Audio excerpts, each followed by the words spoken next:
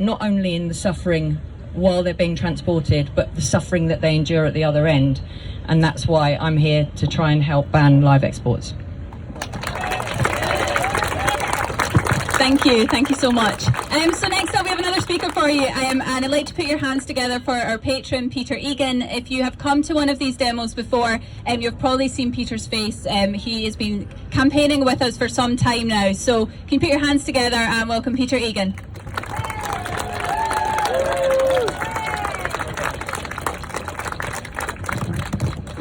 Got to put my seeing glasses on. Thank you very much. It's a very nice welcome, and I'm really very proud to be an ambassador and a patron for Compassion and World Farming. I think they do amazing work. But I think I should also say I have a slight distinction as far as I'm concerned. It doesn't conflict with the support I give them, but I am very, very firmly animal rights. I don't believe that you can have animal welfare without animal rights, just as you can't have human welfare without human rights. And just to pick up on something that Nick said about standing against cruelty, I was dismayed to read recently Jacob Rees-Mogg was allegedly said that cruelty should not be an inhibition to choice.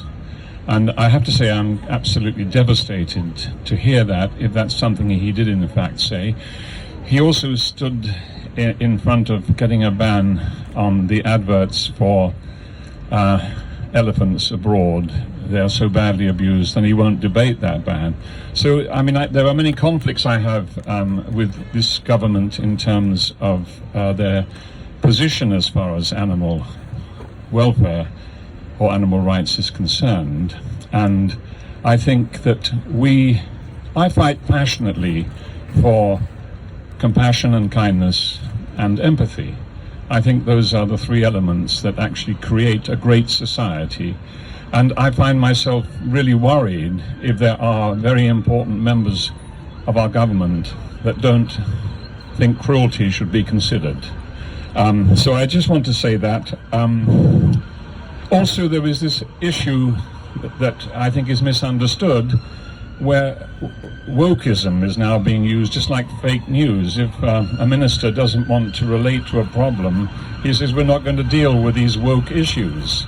Whereas in fact, woke, which came from the Black Lives Movement, is such an important part of our lives. It should never be denigrated in such a way. I'm sorry, I don't mean to go on about these things, but I think they're very important and very important structures for all of us in terms of how we relate to our lives and how we relate to the people who govern us.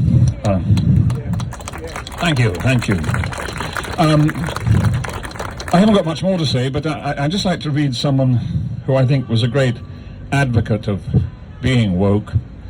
He wrote about 400 or 500 years ago. His name was William Shakespeare. And he wrote this extraordinary piece about a calf being taken away from its mother and the horror that created for the poor mother. Thou never didst them wrong, nor no man wrong.